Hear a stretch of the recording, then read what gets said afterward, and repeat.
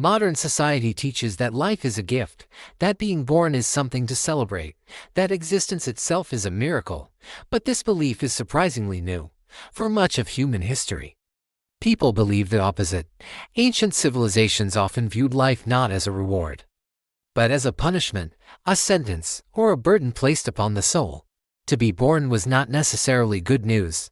It meant entering a world of suffering, labor, disease, and inevitable death. In ancient Greek philosophy, several thinkers openly questioned whether being born was a blessing at all. The poet Sophocles famously wrote that the best fate for a human is never to be born, and the second best is to die as soon as possible. This was not poetic exaggeration. It reflected a worldview shaped by constant hardship, war, and instability. Life was fragile and short, and joy was temporary. In this context, optimism about existence seemed dishonest. Even Plato suggested that the physical world was an imperfect copy of a higher reality, and that the soul was trapped in the body as a form of exile. Birth, therefore, was not an arrival into something wonderful, but a fall into limitation. The body was heavy, desires were endless, and suffering was unavoidable. In ancient religious traditions, this idea went even further. In Hindu and Buddhist thought, existence itself is part of a cycle of suffering. To be born is to re-enter samsara, a repeating loop of pain, loss, and rebirth. Life was not celebrated, it was endured. The ultimate goal was not to live longer or better, but to escape existence entirely through enlightenment. Birth meant ignorance, life meant attachment, death, if followed by liberation, meant freedom. In early Christian thought, life was similarly framed as a test rather than a reward. Earthly existence was temporary, broken, and filled with temptation. True peace was not expected here. It was promised only after death.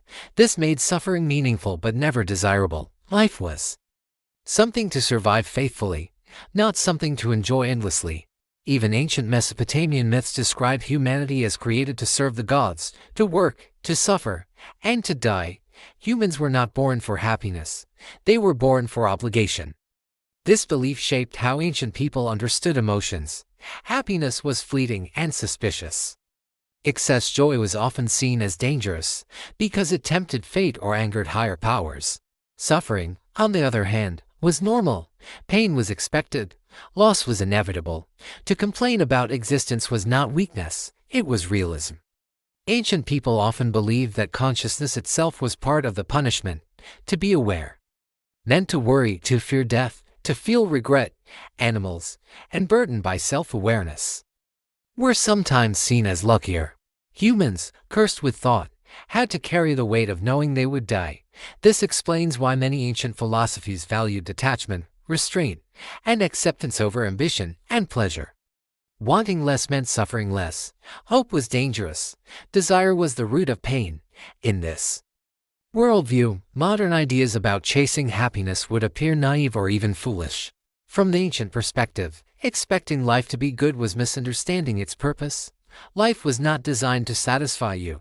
It was designed to test you, exhaust you, or cleanse you. And this raises an uncomfortable question. If ancient people saw life as punishment, what changed? Did life suddenly become kinder? Or did our interpretation change because we became better at avoiding discomfort? Ancient humans faced constant reminders of mortality. Childbirth was deadly. Illness had no cure. Famine and violence were common. In such conditions, optimism felt disconnected from reality. Modern society, protected by technology and comfort, can afford to romanticize existence, but ancient people could not. Their philosophy was forged in suffering, not comfort. And perhaps that is why their worldview feels so dark to us. But darkness does not always mean falsehood. It may simply mean honesty without illusion. If life was a punishment, then meaning came not from pleasure, but from endurance. Dignity came not from happiness, but from how one faced suffering. Death was not the enemy. It was release. And in that belief, ancient people found a strange kind of peace.